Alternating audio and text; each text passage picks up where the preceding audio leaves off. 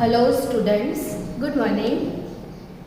Complex compound के अंदर आज का topic very most IMP topic है और ये टॉपिक भी इतना अच्छा है कि आपको मज़ा आएगा इसमें।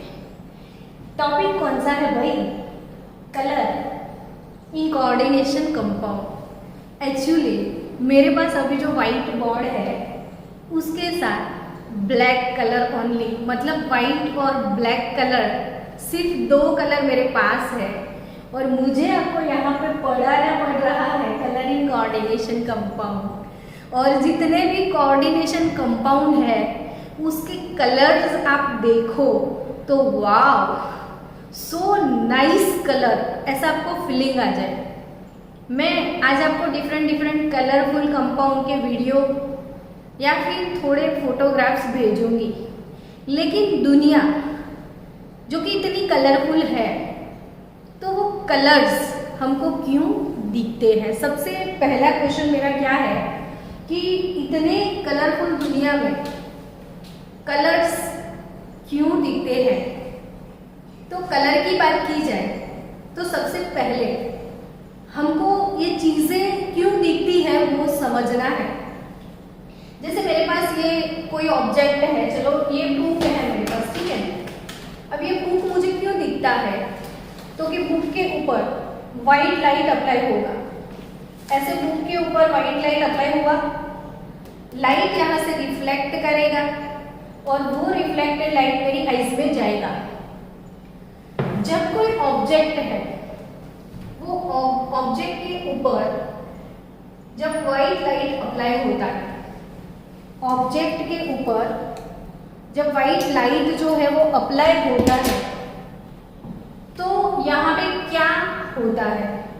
तो देयर आर 3 पॉसिबिलिटी, 1 2 3। जो अप्लाइड लाइट है या तो एब्जॉर्ब हो जाता है, सेकेंड थिंग थोड़ा एब्जॉर्ब होता है या थोड़ा रिफ्लेक्ट, या चलो पहले मैंने बोला या तो एब्जॉर्ब हो जाए यानी सारा एब्जॉर्ब हो गया। सेकेंड थिंग, अगर एब्जॉर्ब नहीं हुआ तो सारा का सारा रिफ्लेक्ट भी हो सकता है। पूरा रिफ्लेक्ट नहीं हुआ तो आधा एब्जॉर्ब हो गया, आधा रिफ्लेक्ट होगा और आधा ऐसे निकल भी जाता है। मतलब जो ट्रांसपेरेंट चीजें होती है, ट्रांसपेरेंट, उसके अंदर लाइट अप्लाई होता है तो वो पीछे से ऐसे डायरेक्टली निकल भी जाता है। और जो ऑपेक सब्सटेंस है, तो सपोज ये सब्सटेंस मुझे आज रेड दिख रहा है, सब्सटेंस मुझे रेड कलर का दिखाई दे रहा है, तो इसके पीछे रीजन क्या है? तो ये जो व्हाइट लाइट मैंने अप्लाई किया वो व्हाइट लाइट के अंदर आपको पता है कि जो विजिबल स्पेक्ट्रम है, विजिबल स्पेक्ट्रम का वेवलेंथ का जो रेंज है 450 टू 700 नैनोमीटर तक का, तो उसमें जो व्हाइट कलर का लाइट है it is made up of total 7 colours विव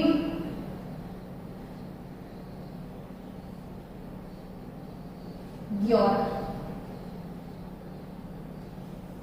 ये जो 7 कलर्स है, ये 7 कलर की वेवलेंथ मिलके ये व्हाइट कलर का लाइट बनता है। ये व्हाइट कलर का रे जो है, रेडिएशन जो है वो बनता है।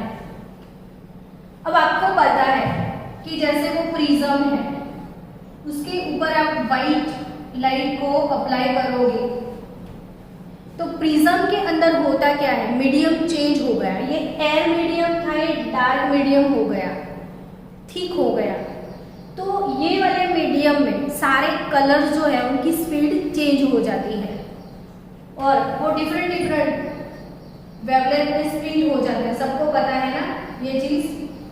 और तब तो हमको पता चलेगी कि व्हाइट कलर का जो लाइट है it is made up of total 7 components, यानी ये 7 कंपोनेंट को मिला के आपको व्हाइट कलर का लाइट मिल रहा है, ठीक है ना बच्चों? अब ये जो व्हाइट कलर का लाइट है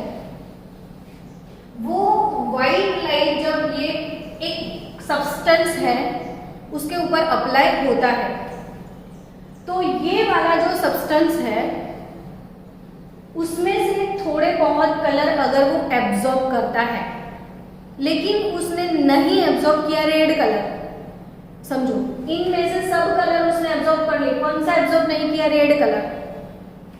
जो एब्जॉर्ब नहीं किया वो रिफ्लेक्ट किया, तो एब्जॉर्ब नहीं किया वो रिफ्लेक्ट किया, उसने रेड कलर रिफ्लेक्ट किया तो आपको वो सब्सटेंस रेड कलर का दिखता है, ठीक है। यानी कि जो एब्जॉर्ब किया वो कलर आपको नहीं दिखेगा, जो उसने एब्जॉर्ब नहीं किया रिफ्लेक्ट हुआ वो कलर दिखता है। इसको कॉम्प्लीमेंट्री कलर बोलते हैं, कॉम्प्लीमेंट्री कलर। तो यहां पे सेम जितने भी कोऑर्डिनेशन कंपाउंड है वो सारे कलरफुल है। कोई कंपाउंड ऐसा होगा जो कलरफुल नहीं है, लेकिन मैक्सिमम कोऑर्डिनेशन कंपाउंड कलरफुल है। अब सबसे पहला क्वेश्चन कि वो कलरफुल क्यों है? हेलो, ध्यान से सुनो, क्या बोल रही हूं मैं कि कोऑर्डिनेशन कंपाउंड कलरफुल है। तो क्यों है? तो क्योंकि उसने जब ये कोऑर्डिनेशन कंपाउंड के सॉल्यूशन होते हैं उसमें से वाइट कलर का लाइट जब पास होता है तो वो कंपाउंड उसमें से थोड़े बहुत कलर्स एब्जॉर्ब करेगा, और जो कलर्स एब्जॉर्ब नहीं करेगा उन कलर्स को वो रिफ्लेक्ट करेगा, और जो कलर को वो रिफ्लेक्ट करेगा एज अ कॉम्प्लीमेंट्री कलर, अब उस कंपाउंड को आइडेंटिफाई करोगे कि ये कलर का है। सपोज उसने रेड कलर एब्जॉर्ब कर लिया तो वो रिफ्लेक्ट कौन सा करेगा? Green colour. तो आपको कंपाउंड का कलर कौन सा है? तो वो ग्रीन कलर का है। एक्चुअली ग्रीन उसने एब्जॉर्ब नहीं किया, उसने एब्जॉर्ब कौन सा किया? रेड। तो ये समझो कि जो एब्जॉर्ब करता है वो कलर नहीं दिखता है, जो रिफ्लेक्ट करता है वो कलर दिखता है, और वो वाले कलर को हम बोलते हैं कॉम्प्लीमेंट्री कलर। अब सबसे पहला क्वेश्चन, वो एब्जॉर्ब क्यों करता है? Most IMP question is that कि वो एब्जॉर्ब क्यों करता है, क्या जरूरत है उसे व्हाइट लाइट के अंदर से थोड़ी बहुत वेवलेंथ एब्जॉर्ब करने की। तो उसकी जो जरूरत है वो समझते हैं कि भाई जितने भी कोऑर्डिनेशन कंपाउंड है वो कलरफुल है, उसके पीछे का मोस्ट आईएमपी रीजन होता है अनपेयर्ड इलेक्ट्रॉन। अनपेयर्ड इलेक्ट्रॉन तो कितनी सारी प्रॉपर्टीज के लिए रिस्पॉन्सिबल है। जिसके पास अनपेयर्ड इलेक्ट्रॉन होते हैं वो पैरा मैग्नेटिक होते हैं, यानी उनके पास मैग्नेटिज्म होता है, वो मैग्नेट के टूवर्ड्स अट्रैक्ट होने लगते हैं, और जो मैग्नेट टूवर्ड्स जाते हैं वो सब्सटेंस को हम पैरामैग्नेटिक बोलते हैं, और जो पैरामैग्नेटिक सब्सटेंस है उसके पीछे पैरामैग्नेटिज्म के पीछे रिस्पॉन्सिबल फैक्टर जो है वो अनपेयर्ड इलेक्ट्रॉन है। तो वैसे ही अब D and A block chapter में सीखने वाले हो कि भाई जिन जिन जिन कंपाउंड के अंदर अनपेयर्ड इलेक्ट्रॉन होते हैं वो सारे कलरफुल होते हैं। डी एंड ए ब्लॉक में मैं आपको ट्रिक भी बहुत सारी सिखाने वाली हूँ कि कौन से रेडिकल का कलर कौन सा है।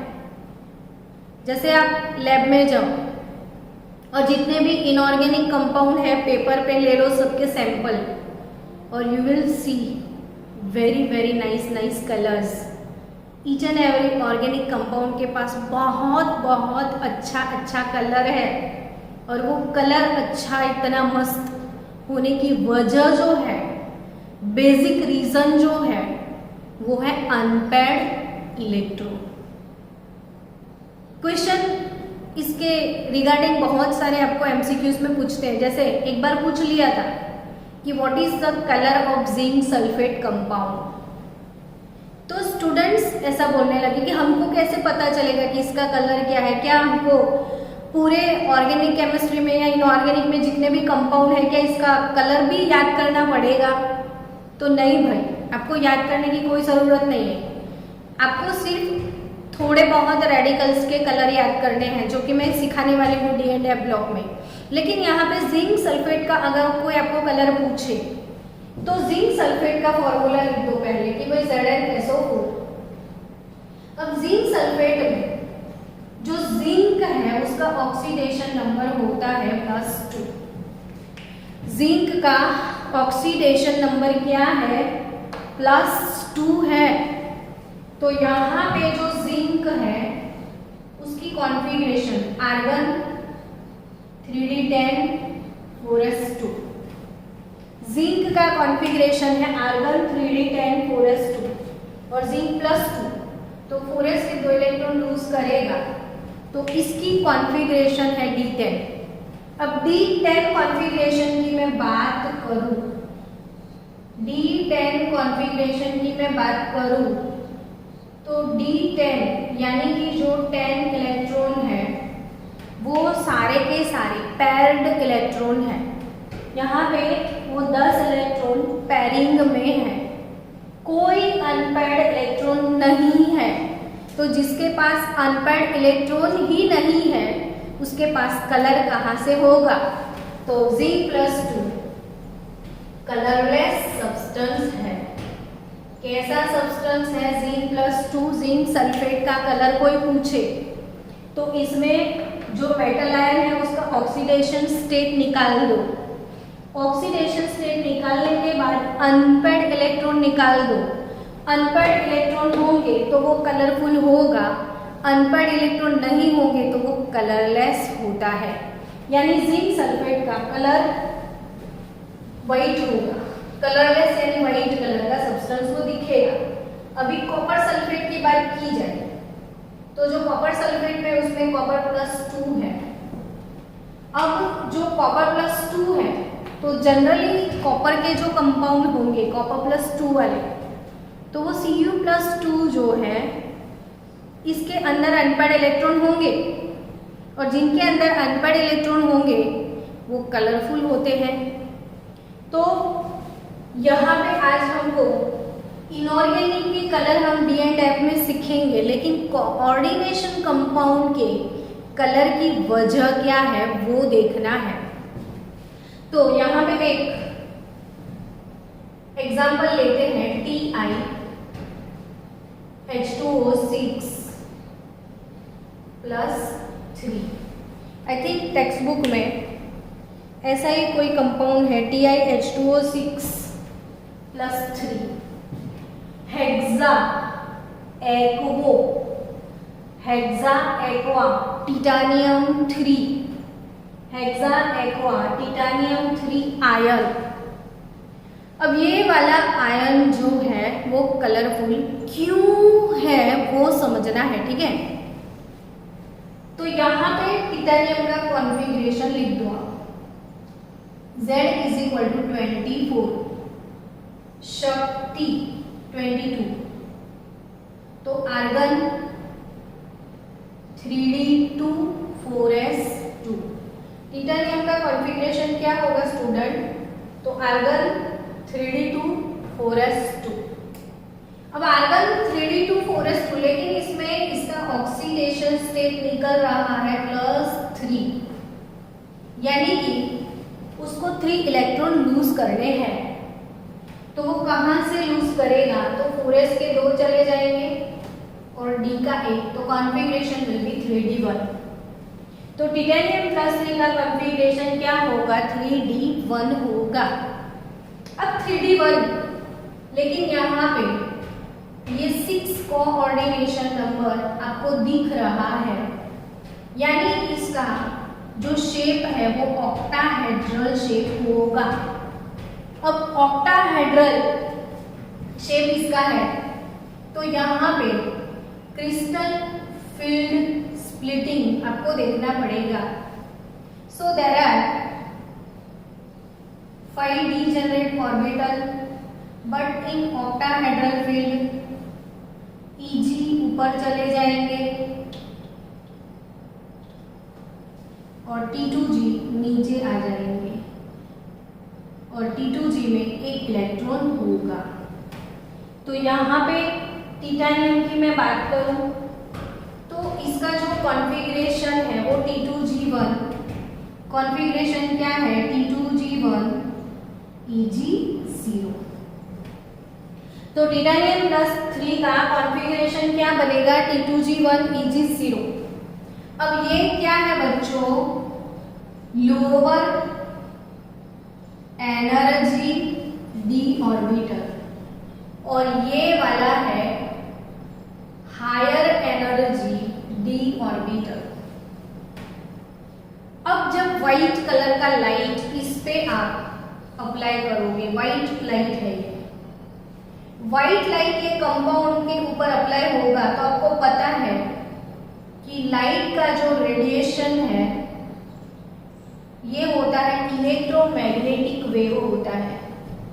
Light radiation is electromagnetic wave which contains photons and photons are having energy. तो यहाँ पे फोटोन के पास एनर्जी है। फोटोन एक छोटा सा एनर्जी पॉकेट होता है।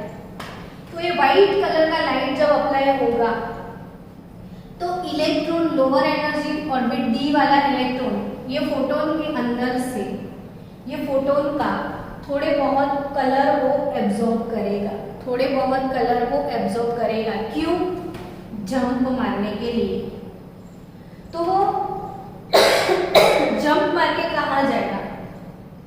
तो लोअर एनर्जी डी ऑर्बिट से जंप करके वो हायर एनर्जी डी ऑर्बिटल में जाता है। लेकिन due to higher energy it is unstable, तो वो वापिस आ जाएगा फॉर स्टेबिलिटी। तो जब वो गया तो उसने एब्जॉर्ब किया, जब वो वापिस आया तो उसने रिलीज किया। अब जो रेडिएशन जिस वेवलेंथ का रेडिएशन एमिट होता है उसके अकॉर्डिंग हमको कलर दिखता है। सो गाइस यहाँ पे इसने किया क्या? एनर्जी एब्जॉर्ब किया। क्यों किया? तो वो अनपेयर्ड इलेक्ट्रॉन था, यानी एनर्जी अनपेयर्ड इलेक्ट्रॉन के थ्रू एब्जॉर्ब होता है जंप मारने के लिए। और जंप कहाँ से कहाँ वो मारते हैं?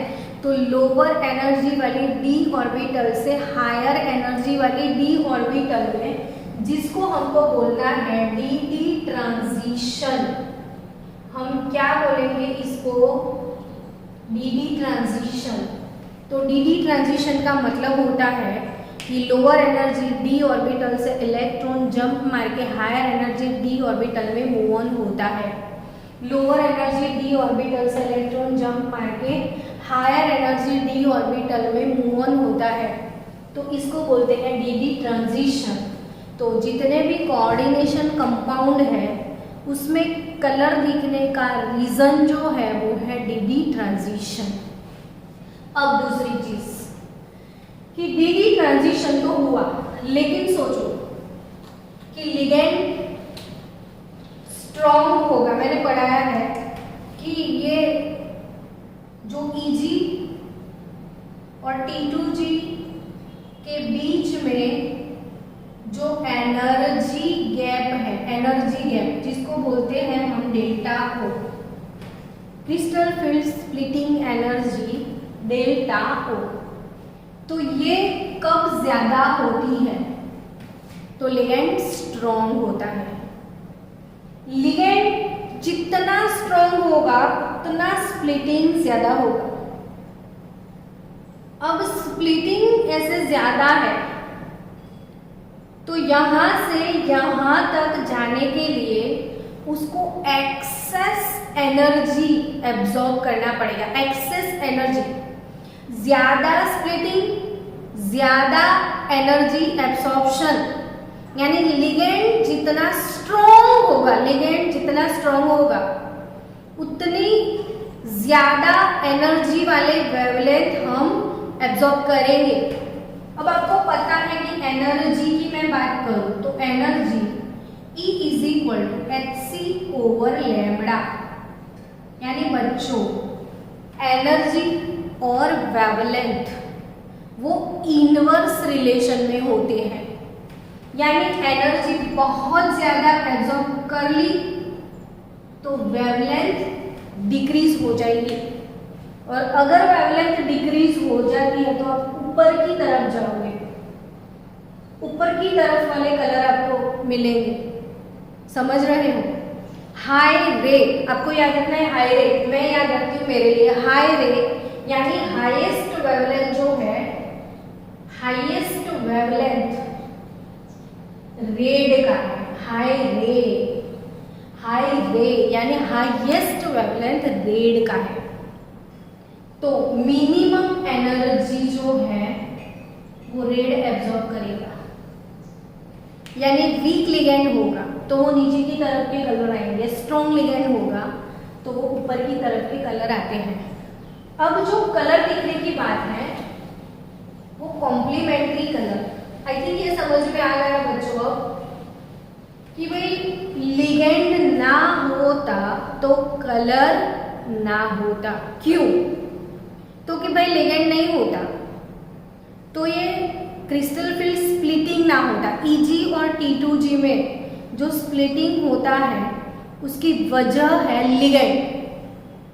If there is a no ligand there is a no splitting, splitting नहीं है तो लोअर एनर्जी हायर एनर्जी वाले डी ऑर्बिटल में कोई डिफरेंस नहीं है, और lower energy higher energy D orbital नहीं है तो डी ट्रांजिशन नहीं होगा, और डी ट्रांजिशन नहीं होगा तो कलर नहीं दिखेगा।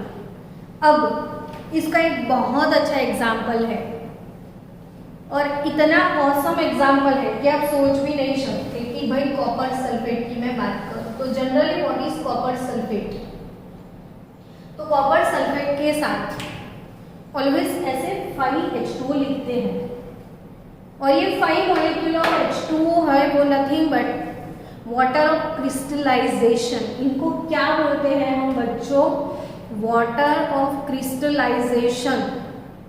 तो यहाँ पे copper sulphate into 5H2O actually it is a coordination compound, complex compound. यहाँ पे कॉपर जो है उसकी प्राइमरी वैलेंसी सल्फेट से सेटिस्फाई हो चुकी है, यानी कॉपर +2 की मैं बात करूं तो कॉपर +2 हमने पढ़ा था वर्नर प्रिंसिपल में कि metal has 2 valencies, one is primary valency and the other one is secondary valency, and primary valency which is ionizable and primary valency which is nothing but the oxidation number of metal ion।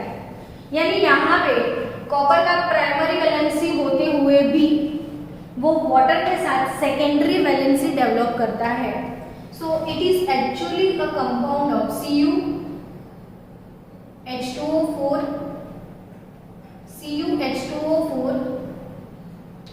SO4 into H2O।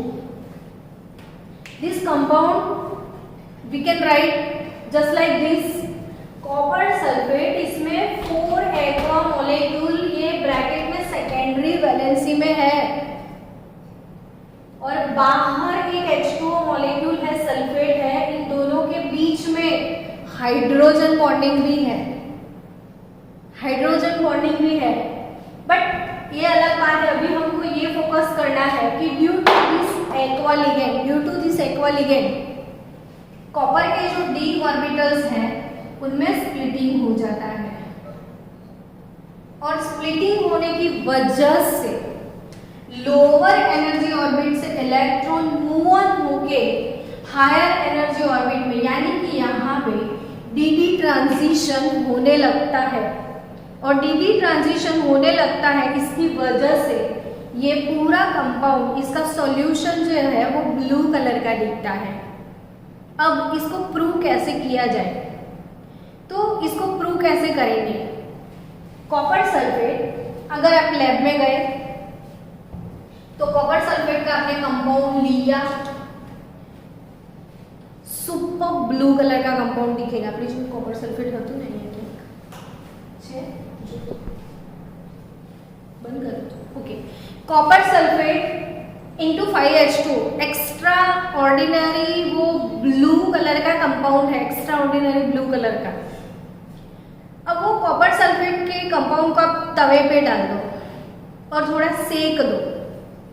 Due to heat वो water और crystallisation loose कर देगा, यानी कि वो dehydrate हो जाएगा। अब जब डिहाइड्रेटेड कॉपर सल्फेट है CuSO4 तो वो व्हाइट कलर का हो जाएगा, वो कलर लूज कर देता है। बहुत मजानी बात है, मेरे को बहुत अच्छा लगता है ये एग्जाम्पल कि ये जो copper sulphate into 5H2 blue colour का एक एक्स्ट्रा ऑर्डिनरी ब्लू कलर का कंपाउंड होता है, उसको तवे पे ऐसे गर्म करो, उसको हीट प्रोवाइड करो तो वो वाटर क्रिस्टलाइजेशन लूज कर देता है, यानी कि वो डिहाइड्रेटेड हो गया, पूरा पूरा वाटर लूज कर दिया। अब वो एनहाइड्रस कॉपर सल्फेट है तो वो वाइट कलर का हो जाता है।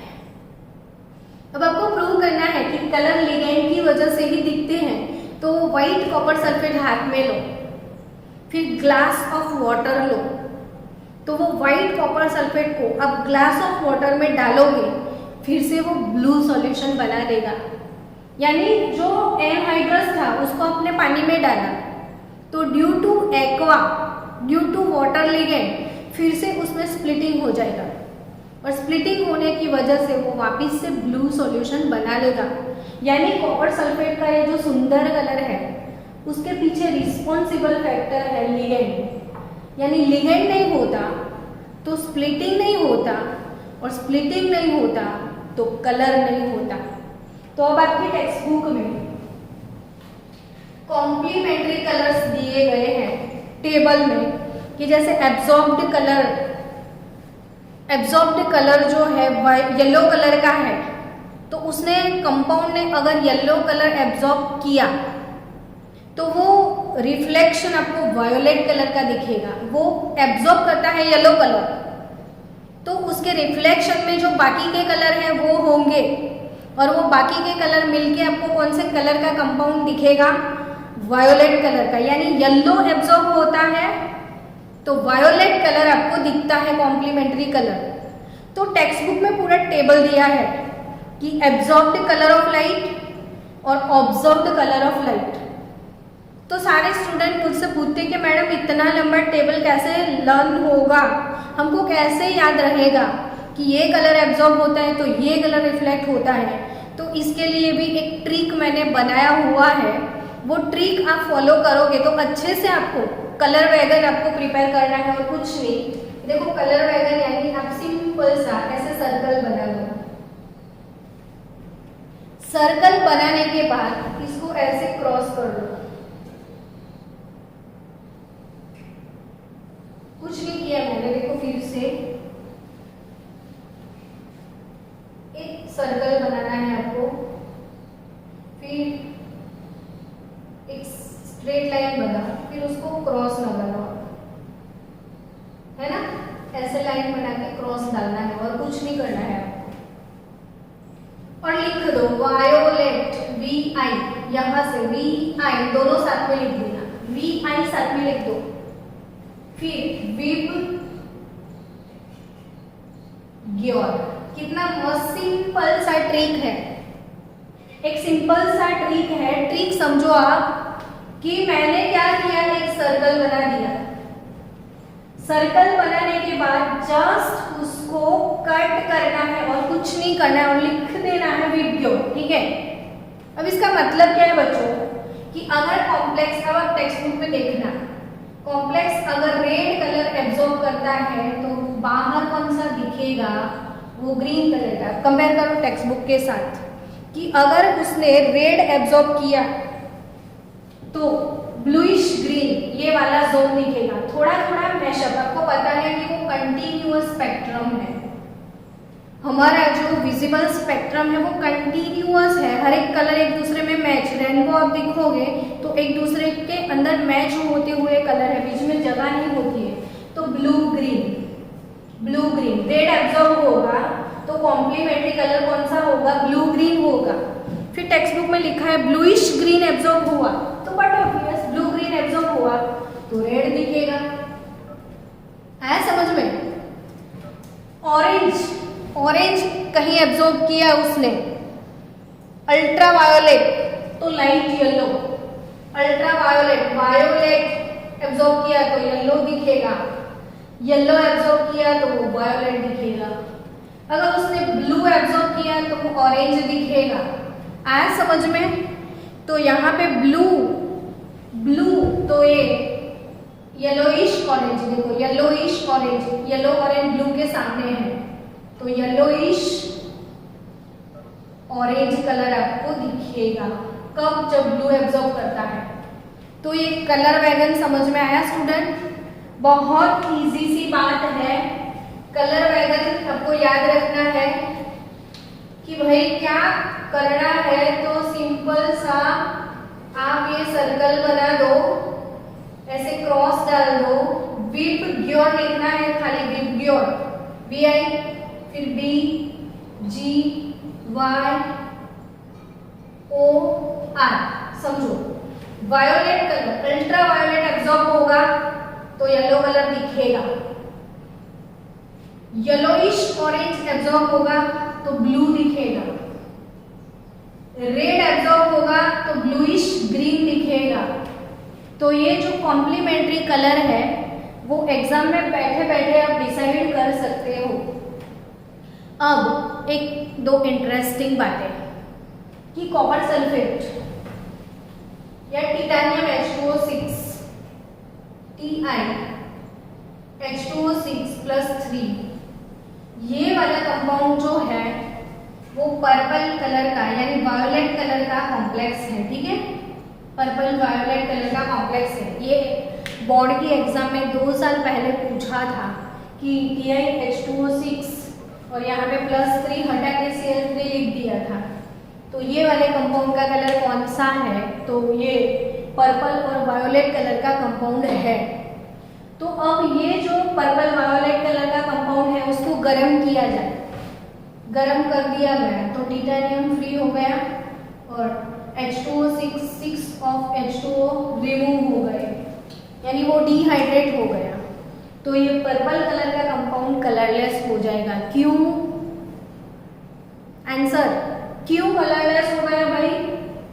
तो लिगेंड रिमूव हो गया। यस, क्यों कलरलेस हो गया? तो लिगेंड रिमूव हो गया। लिगेंड नहीं तो स्प्लिटिंग नहीं तो कलर नहीं। अभी एक दो एग्जाम्पल की बात करूं मैं, तो याद रखना ऐसे दो एग्जाम्पल KMnO4 और K2Cr2O7।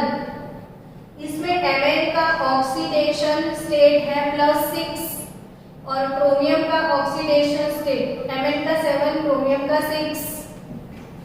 तो यहाँ पे दोनों का ऑक्सीडेशन स्टेट वैसा है कि इसमें पूरी ऑर्बिट में 0 इलेक्ट्रॉन है, no unpaired electron, no unpaired electron. तो भी इतने मजे से वो एक्स्ट्रा ऑर्डिनरी कलर वाले कंपाउंड्स क्यों हैं? तो ये एक्सेप्शन याद रखना कि भाई मैंने बोल दिया अनपेयर्ड इलेक्ट्रॉन तो कलर दिखेगा, लेकिन ये दो कंपाउंड ऐसे हैं जिनमें कोई अनपेयर्ड इलेक्ट्रॉन नहीं है, कोई अनपेयर्ड इलेक्ट्रॉन नहीं है तो भी वो कलरफुल है। तो ये दो कंपाउंड को खास याद रखना बिना भूले। तो अनपेयर्ड इलेक्ट्रॉन नहीं है तो भी कलरफुल इसलिए है कि यहाँ पे KMnO4 में सबको पता है D3S हाइब्रिडाइजेशन है, D3S।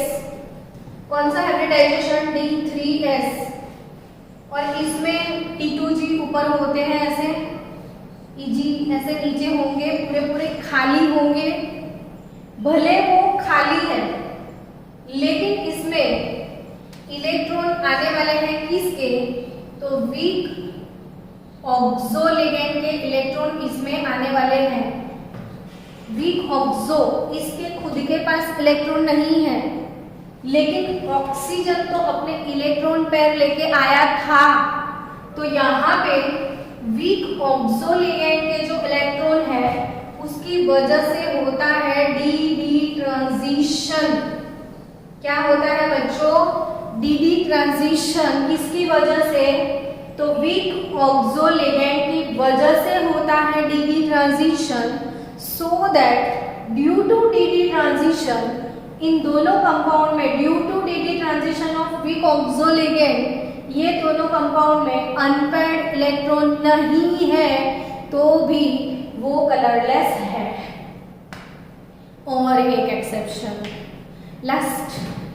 अब लास्ट ये टॉपिक खत्म करने से पहले कि भाई कोई कोई कंपाउंड कहीं कहीं, वैसे मेरे पास एग्जांपल अभी है नहीं, लेकिन कोई कंपाउंड ऐसा भी हो सकता है जिसके पास अनपेयर्ड इलेक्ट्रॉन है, लिगेंड भी है, तो भी कलरलेस है, वैसा भी हो सकता है।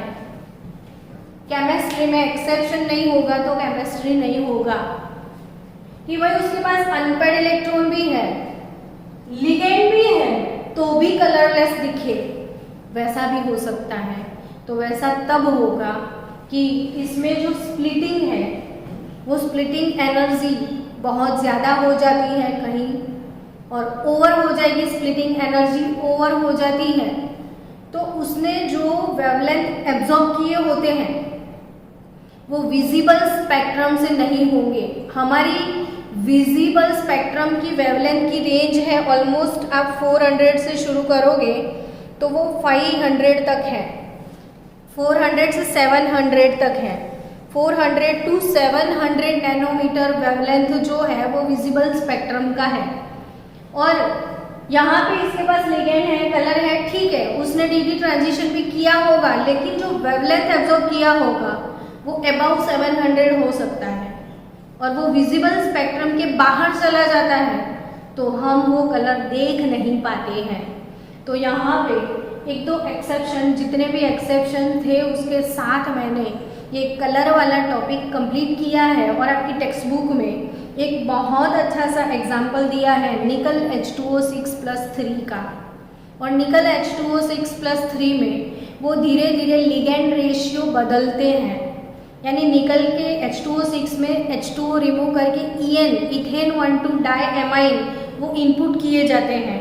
तो अब टेक्स्ट बुक में एक टेस्ट ट्यूब स्टैंड दिया हुआ है, उसमें वो टेस्ट ट्यूब रखे गए हैं और डिफरेंट डिफरेंट कलर उसमें दिखाया गया है। तो वो डिफरेंट कलर उसमें क्यों आया? तो डिफरेंट नंबर ऑफ लिगेंड अंदर एंटर होते हैं, यानी EN पहले 1 था, फिर 2 था, फिर 3 थे, तो कलर बदल चुके। क्यों?